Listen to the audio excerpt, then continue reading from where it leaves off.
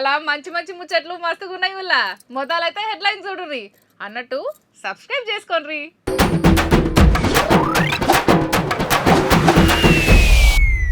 Farm house కాంచి యశోదాకు KCR sir పెద్దిని కాపాడాలని డాక్టర్లకు order. Hydraa commissioner ను మార్చాలన్నది హైకోర్టు. ఏం చేస్తుందో చూడాలి మరి సర్కారు. అస్సాంను ఆగం పట్టిస్తున్న ఆనలు అరిగోస పడుతున్నారు జనాలు. ధనుష్ సార్ వస్తాడట రాజకీయంలకు, సేవ చేయాలని ఆవాజిచ్చిండు అభిమానులకు. భార్యకు లగ్గం చేసిన భర్త లవర్ తోనే ఉండాలని దీవనార్తి.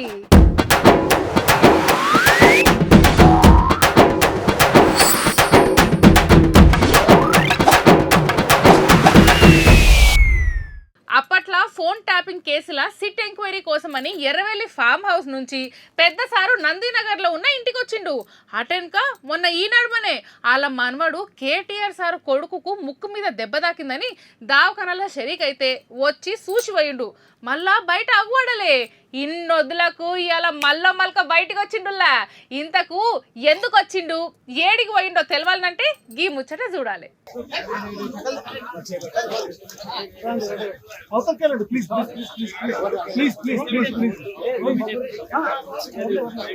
ఇన్నొద్దులకు కేసీఆర్ సార్ మళ్ళా బయటకు వచ్చిండులా. అది సుధా సీదా యశోద దవాఖానకు చేరుకున్నాడు.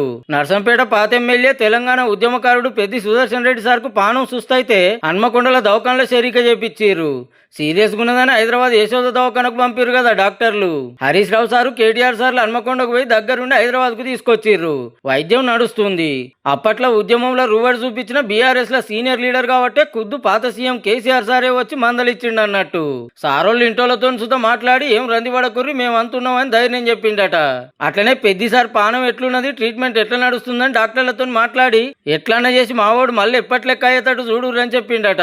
పార్టీ సీనియర్ లీడర్ దానికి వచ్చుడు మంచిగానే ఉన్నది. మొన్న మనవానికి పానం బాగలేక వచ్చుడు సుతా బాగానే ఉన్నది. రావాలి సుతా, అది సార్ బాధ్యత కూడా. అట్లనే పబ్లిక్ తిప్పలు పడుతుంటే సుతా బయటకు వస్తే బాగుండు అనుకుంటుర్రు అంతా.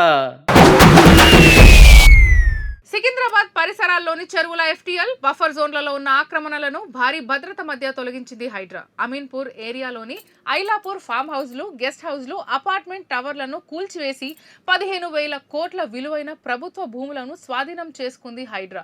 మైలర్ దేవపల్లి సర్కిల్లో సుమారు 30 కోట్ల విలువైన ప్రభుత్వ స్థలాన్ని ఆక్రమణల నుండి కాపాడారు హైడ్రా అధికారులు. వెంగళరావు నగర్లో కాలువ పూడికతీత ఆక్రమణల తొలగింపు చర్యలు చేపట్టింది హైడ్రా. ఇగో గిసోంటి వార్తలు చూసినాము ఇన్నొద్దులు. కానీ ఇప్పటి వార్త ఏందంటే చల్ గిదేం తరీకా. హైడ్రా కమిషనర్ కొలువు నుంచి రంగనాథ్ ను ఎమ్మటే తీసి పక్కకు పెట్టుర్రి. ఆయన జాగలేవాలన్న 5 లెవెల్ ఆఫీసర్ ను తీసుకొచ్చి పెట్టురని ఆర్డర్ వేసింది రాష్ట్రం పెద్ద కోర్టు. గీతీర్లు ఎందుకు గరమైందంటే 1 కాదు 2 కాదు 63 మాటల కోర్టును ధిక్కరించిండట. మరి సారు అంటే కోర్టు అంటే లెక్కలేదా, కోర్టు చెప్పింది అయినవా అని గీ ఆర్డర్ వేసింది అన్నట్టు. అయితే మేడ్చల్ మల్కాజ్గిరి జిల్లాలో లోతుకుంటల 40 ఎకరాల భూమి పంచాయతీలో ఒకరు కోర్టుకు పోతే గా భూమిలోకి మా వాళ్ళు ఓలే అని మొదలు నాలుక మర్రేసిన కోర్టుకు రాకపోవడం తప్పే, నన్ను క్షమించుర్రి అనుకొచ్చిండట రంగనాథ్ సారు. నీ సారీ ఎవనికి కావాలి అన్నట్టుగానే కోర్టు అసలు పట్టించుకోకుండా ఎమ్మటే ఆఫీసర్ ను మార్చుర్రని సర్కార్కు ఆర్డర్ వేసింది. ఇన్నొద్దులు చెరువులు కుంటలు పొతం పెట్టి అక్రమంగా బంగుళాలు కట్టుకున్న వాళ్ళ ఇండ్లన్నీ కూలగొడుతుంటే కొందరు మంచి పని చేస్తుందని మెచ్చుకున్నా చాలా మంది పేదల ఇండ్లు పోయే వరకు ప్రతిపక్షాలు సుధా గిదేం తరీకాను లడాయి నడిపినాయి అప్పట్లా. ఇక ఇప్పుడు హైకోర్టు సుధా సీరియస్ అయింది కాబట్టి చూడాలి మరి ఇప్పుడు సర్కార్ ఏం చేస్తుందో. ఈగచ్చే ఆగచ్చే అనుడే సరిపోతుంది కానీ ఆయమన్న ఆనలే వస్తలేవు. ఆడాడ మొన్నట్ల దుల్పరించిపోయిన ఆన శినుకులు మళ్ళా పత్తాకులేవు. ఏహే ఈగ ఆనలు దంచుతూనే ఉంటాయి అని రైతులు వ్యవసాయం పనులు ఉరికిస్తున్నారు. ఇప్పటికే 2 నెలలు అవుతుంది కానీ ఇప్పటిదాకా గట్టి ఆనలు పడకపాయే. ఈ ఆనాకాలం పంటల పరిస్థితి ఎట్లుంటుందో ఏమో పో. మన తాన ఇట్లుంటే అటు ఈశాన్యం దిక్కు ఈయరమయ్యలా దంచుతున్నాయి.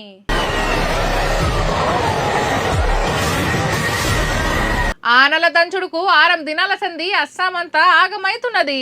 వరద తాకుడుకు ఊర్లకు ఊర్లే మునిగిపోతే ఇండ్ల మీదికి చెట్ల మీదికి ఎక్కి కొందరు పానాలు కాపాడుకుంటే ఇప్పటిదాకా 68 మంది జీవిడిచిండ్రట.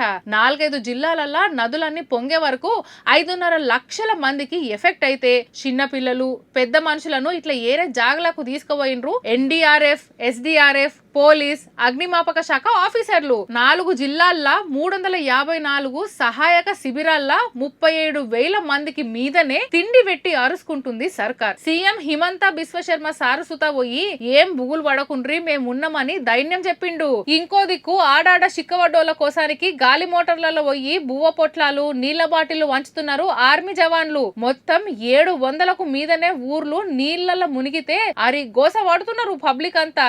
వరద తగ్గిన కాడ ఇండ్లల్లా బురద ఎత్తి వస్తానికి చిన్న తిప్పల కాదు. అగో ఊయిలను చూడురి గీ బుజ్జి తొవ్వ పొడుగుత ఎట్ల వరిచి ఆరబెట్టుకుంటున్నదో. ఇప్పుడిప్పుడే ఆనలు జర్రంత తగ్గుతున్నాయి గాని చాలా ఊర్లు ఇంకా ఆగంలోనే ఉన్నాయి. గాడగొట్టే ఆనలల్లా పావంతు మన తాన కొట్టినా బాగుండు. అస్సాంలోనేమో ఆగం బట్టియబట్టే తెలంగాణ దిక్కు తొంగి చూడడా ఆనదేవుడు. అప్పట్లా ఎంజీఆర్ ఏఐఏడిఎంకే పార్టీ పెట్టి 3 మాటల తమిళనాడును ఏలిండు. అటెన్క అదే పార్టీ నుంచి జయలలిత మేడం వచ్చి తమిళనాడు సీఎం అయింది. ఇక మొన్ననే టీవీకే పార్టీ పెట్టి ఇలై తలపతి విజయ్ సారు సీఎం కుర్చీలో కూకున్నాడు. అంతకు ముందే సినిమాల నుంచి వచ్చిన కరుణానిధి సారు డిఎంకే పార్టీ పెట్టి ముఖ్యమంత్రి అయ్యిండు. అటు శరత్ కుమారు, కమల్ హాసన్, విజయకాంత్ సార్లు సుత పార్టీలు పెట్టిండ్రు గాని అంత రాణించలే రాజకీయంలా. ఇక ఇప్పుడు గీ హీరో వంతుల్లా. ఇక తమిళ తోపు హీరో ధనుష్ సుత రాజకీయాలకు రాబోతున్నట్టే కొడుతుందిలా. ఎందుకంటే ఓ సినిమా ఫంక్షన్ల అభిమానులు సినిమా ఫంక్షన్ల ఖర్చుడు, బొబ్బ వేటుడు, సినిమా టాకీసులలో ఈలలు కొట్టుడు కాదు, మీ చుట్టుపక్కల ఉండేటోళ్ళకి ఇంత ఆసరగారి ప్రజాసేవలుండుర్రి అని ఆవాజ్ ఇచ్చిండు. ఏముంది, ధనుష్ సుత రాజకీయాల్లోకి వస్తున్నాడని చర్చల మీద చర్చలు నడుస్తున్నాయి తమిళనాట. ధనుష్ అసొంటి మంచిగా చదువుకున్నోడు, ధైర్యంగా రాజకీయాల్లోకి వస్తే మంచిగుంటదని కొందరంటే ఇక జప్పున్నే పార్టీ పెడతాడని ఇంకొందరు అంటారు. ఇక మొన్ననే సెంటర్ వాళ్ళు సాటింపేసిన జాతీయ అవార్డుల మీద సుత మాట్లాడిండు. సార్ తీసిన రాయన్ సినిమాకు ఉత్తమ తమిళ సినిమాతో పాటు ఇంకో స్పెషల్ అవార్డు సుత వచ్చింది కానీ అనుకున్న అవార్డులు రాలేదని అభిమానులు అంటున్నమాట. రాయన్ కంటే మంచి సినిమాలు చాలా వచ్చినాయి, ఒకటే ఏడాదిలో తమిళ సినిమాకు 2 అవార్డులు వచ్చినాయి, ఆడికే సంబరపడాలి మనం అనుకొచ్చిండు. సినిమాల ముచ్చట ఎట్లున్నా రాజకీయ సినిమా గురించి హీరో గారు చెప్పకుండా ఇక వచ్చుడు పక్కా అనైతే అభిమానులు సంబరపడుతున్నారు. చూడాలి మరి రేపు ధనుష్ కూడా రాజకీయ బాట పడతాడో లేదంటే సినిమాలతోనే సరిపెట్టుకుంటాడో. आगो మా बराबरी मुచ్చట పట్టుకొచ్చిండు ఓ పరిందాం పాండ్రి. సాయంత్రం న్యూస్ में आपका परेशान स्वागत है दोस्तों. టర్కీ దేశంలో ఇబ్రాహిం అనే ఆయన ఒక ఆయన ఉన్నాడు. ఆయన రోజు 2 ప్యాకెట్ల సిగరెట్లు తాగుతున్నాడు. ఆయనకు విరక్తి వచ్చేసింది, అరే మా నాన్ననే ఇట్లా చచ్చిపోయాడు, నేను ఇట్లా సావద్దు, నా పిల్లలకు నేను ఉండాలని చెప్పేసి ఇది మానేద్దాం అనుకున్నాడు. దానికోసం ఏం చేసింది తెలుసా, ఆయన తలకాయ సైజు పంజరం ఒకటి చేయించుకున్నాడు, ఒక కేజ్. దానికో తాళం కూడా పెట్టిండు, వాళ్ళ వైఫ్కి ఇచ్చిండు. వాళ్ళ వైఫ్ అప్పుడప్పుడు మర్చిపోతుందంట, నాకు తినే టైంకి అది ఇవ్వండి అని చెప్పేసి. కానీ పండుకునేటప్పుడు ఎట్లా పండుకుంటుండో ఏందో, పంజరంలో పిట్టనే చూసిన, ఈ పిల్లగాని తలకాయ ఉంటుందో నాకు తెలియదు, మా పిల్ల కుజ్బి. కానీ what a way to quit smoking man, crazy. ఇవాళ రేపు ఎవ్వరు చూడు బండ్లు కొనుడేనాయే. ఏమున్నది, ఓ 10,000 20,000 డౌన్ పేమెంట్ కట్టుడు, ఓ బండి తెచ్చుకున్నాడు, ఇక దినం పెట్రోల్ కొట్టించి తిరుగుడు. ఈడికి మంచిగానే ఉన్నది, కానీ నెల కిస్తీలు కట్టేటప్పుడే ఉంటది. ఫైనాన్స్ కంపెనీ నుంచి ఫోన్ల మీద ఫోన్లు వస్తూనే ఉంటాయి, సార్ కడతాం సార్ అని బొంకుకుంటూ పోతూ ఉంటారు. కానీ ప్రతి నెల అట్లనే బొంకుతే ఊకుంటారా? ఎప్పుడో ఓ నాడొచ్చి బండి పట్టుకొని పోతారు, అంతే కదా. హగు అచ్చం గస ఉంటది జరిగిందో తానా, కాకుంటే జర్రంతా అలాగుంటదుల్లో. पैसे कौन पूछे, वही तमाशा करने रोके तुम लोग, वही तमाशा करने रोके बताता हूँ तुम्हारा कुछ है। गाड़ी कैसा रोके तुम, गाड़ी कैसा रोक सकते? పైకం కడతావా గుంజుకపో అన్నా అని హైదరాబాద్ లంగర్ హౌస్ కాడ ఒక అన్న బండి ఆపిరట గీ మోతవర్లు. చల్ ఎవర్రా మీరంతా, నేను పైకం కట్టుడైంది, ఇంతకు మీరెవరు అని అడిగితే మేము పలానా ఫైనాన్స్ కంపెనీ నుంచి వచ్చినాం, మీ నెంబర్ మాకు మీదికెళ్ళి వాట్సాప్ లో పంపిర్రు, మేము సీజ్ చేస్తాం అన్నారట.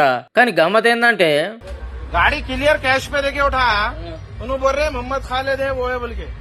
हाँ क्लियर कैश पे है गाड़ी।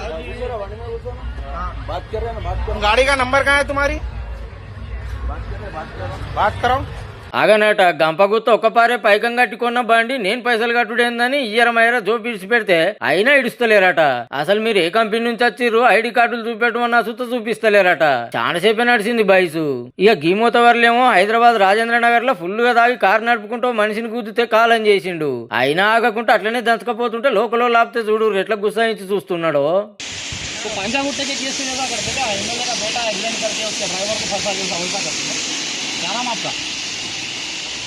आपका नाम क्या है? आदमी मर गया भैया, आपका नाम क्या है? చూస్తా అంటే ఇల్వగల్ల కారే ఉన్నట్టున్నది. మంచిగా అయ్యే వాళ్ళు సంపాదించి పెడుతుంటే మనోళ్ళు తాగి తందనాలు ఆడుకుంటే మనుషుల పానాలు తీస్తుర్రు అన్నట్టు. ఏం మనుషులు రా నాయన. ప్రియుడితో పాటు కట్టుకున్నోణ్ణి కడతేర్చిన భార్య, వివాహితర సంబంధానికి అడ్డొస్తున్నాడని భర్తను చంపిన భార్య, భర్తను చంపి డ్రమ్ములో ఒకలు దాస్తే, ఒకలు కుక్కర్లో ఉడకబెడితే, ఇంకొకరు మిక్సర్లో చట్నీ చేశారు. ఇట్లా చెప్పుకుంటూ పోతే ఈ ఏడాదిలా బొచ్చడు మంది భర్తలు భార్యల చేతుల స్వర్గస్థులైనరు. అయితే ఓ తాన మాత్రము ఓ భర్త ప్రమాదం నుంచి బుత్తంతలా తప్పించుకున్నట్టే కొడుతున్నదులా. ఎందుకంటే భార్యకు ఏం కావాలనో అది చేసిండు. ఇక ఆ స్టోరీలో మలుపులు ఉన్నాయి కదా నా సామిరంగా, సీన్కో మలుపున్నదులా. ఇంతకు ముచ్చట ఏందంటే,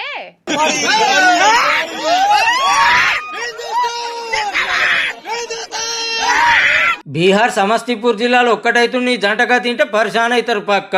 పెళ్లి చేస్తున్నది అమ్మ నాయనలు కాదు, మళ్ళా అక్కను కట్టుకున్న భర్త. అక్క పేరు అనురాధ కుమారి. ఏడాది అర్థం కింద ఏఎన్ఎం కాలేజీలో చదువుకుంటప్పుడు అలా పాఠాలు చెప్పే మనోహర్ సార్తో లవ్ నడిచి లగ్గం చేసుకుంది. ఈడ మలిపోయిందంటే ఆల్రెడీ మనోహర్ గారికి లగ్గమై 2 పిల్లలు ఉన్నారు. సరే మనవాడింది మంచిగా ఉండాలి కదా. పనిలాల్ యాదవ్ గారితో ఇంకో లవ్ కథ నడుపుతుంది. ఆయన కొత్తగా పరిచయం అయినోడేం కాదుల్లో. మనోహర్ కంటే మోదాలే ఈ స్కూల్లో చదువు చెప్పే సారట. అప్పట్లోనే లగ్గం చేసుకుందాం అనుకుంటే కుదరలే కావచ్చు. అటెనక మనోహర్ను మనవాడింది. మొన్న ఈ నడవనే యాదవ్ సార్ లైన్ల ఖర్చుతో ఇంటికి రా మాట్లాడుకుందాం అన్నదట. ఇకేముంది, మనోడు ఉరికొచ్చిండు. అర్ధమరాత్రి 2 మాట్లాడుకుంటా అంటే ఇంటోళ్ళు దొరకబట్టి 2కి లగ్గం చేసిర్రు. ఇక్కడ ఇంకో మలిపోయిందంటే మన యాదవ్ గారికి సుత పెళ్ళై 2 పిల్లలు ఉన్నారు. అయినా అనురాధ మీద అనురాగంతో వస్తే పుస్తలు కట్టించిర్రు. కానీ మొదలే 2 పిల్లల తండ్రిని లగ్గం చేసుకుని అటెనక మళ్ళీ 2 పిల్లల తండ్రిని ఇష్టపడ్డది. అక్క జాతకంలో పిల్లల తండ్రులకు తప్ప ఎరటోళ్ళకు తావులేనట్టుంది అని ఒకెడ్డిచ్చుడు కాదు ఊరోళ్ళంతా. ఇక మీరేమంటారో మీ ఇష్టం. ఇక ఏడనన్నా 2 అన్నలు కొట్లాడుతున్నారు అనుకోండి, ఎవరన్నా పోలీసులకు ఫోన్ కొడితే ఎంబటే వచ్చి నా పొరటి సప్పరిచ్చి ఏటోళ్ళనట్టు ఎల్లగొడతారు. 100 మంది మొగోళ్ళు కొట్లాడుతున్నారని ఎరకైంది అనుకోండి, అప్పుడు వచ్చి లాఠీలకి పని చెప్తే ఏటోళ్ళట్టు పోతారు. కానీ అక్కలు రంగంలోకి దిగితే పోలీసులు సుతా చూసుకుంటా ఉండాల్సిందే. అటెనక ఏమవుతుంది అనేది అటెనక ముచ్చట. కానీ ఏ కొట్లాటైనా అక్కలు రానంత వరకే. ఒక్కసారి వచ్చిండ్రంటే వాళ్ళే నెగ్గుతారు కూడా. అట్లెట్లా అంటారా? ఇంకొక ఇట్లా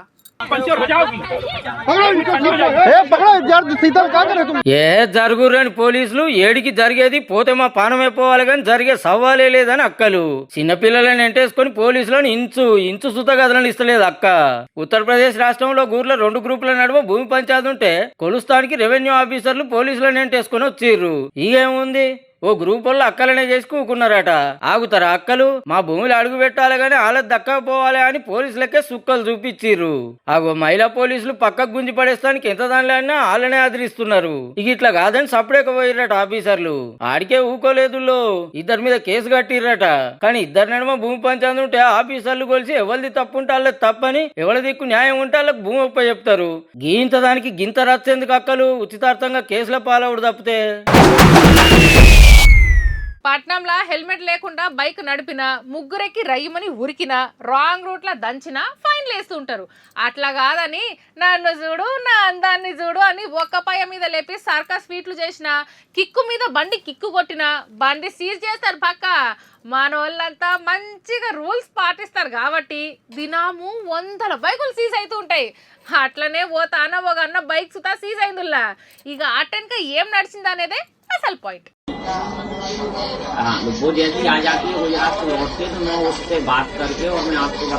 బోనాల పండగ కదా, అక్కకు సిగం వచ్చిందేమో అని అనుకునేరు. అక్క సిగమోగుతున్నది పోలీస్ స్టేషన్లా.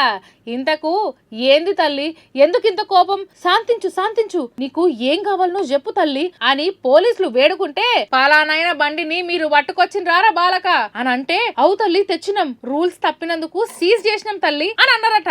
ఎంబటే ఆని బైకానికి ఇస్తారా లేదా అని అనంగానే, సరే ఇస్తున్నాం తల్లి, నువ్వు శాంతించు మొదలు అని కోరుకుంటే బైక్ ఇచ్చుడే కాదు మీదికెళ్ళి 51 రూపాయల కట్నం సుతా చదివిచ్చిండ్రు మధ్యప్రదేశ్ గ్వాలియర్ల ట్రాఫిక్ పోలీసులు. ఇంతకు ముచ్చట ఏందంటే అక్కోల ఇంటైన బైకును పోలీసులు పట్టుకొని స్టేషన్ కు తీసుకుపోయినరట. ముచ్చట తెలవంగానే మా బైకు తీసుకుపోతారా అని ఇట్లా అమ్మోర్ని ఎంటేసుకొని వచ్చి సిగమొచ్చినట్టు నాటకమాడి బైక్ తో పాటు కట్నం సుతా అందుకుపోయింది. కానీ ఎవరన్నా పోలీస్ స్టేషన్ కు లీడర్ నో పెద్ద మనిషినో తీసుకుపోతారు. అక్క మాత్రం అమ్మవారిని ఎంట పెట్టుకొచ్చి అల్కగా బండి పట్టుకొని పోయింది అన్నట్టు. అట్లుంటది మరి అక్కలతోని. ఇక ఇవుల్లా ఇయాలటి గమ్మతి వార్తలు ఉంటా మరి అన్నట్టు సబ్స్క్రైబ్ చేసుకోండి.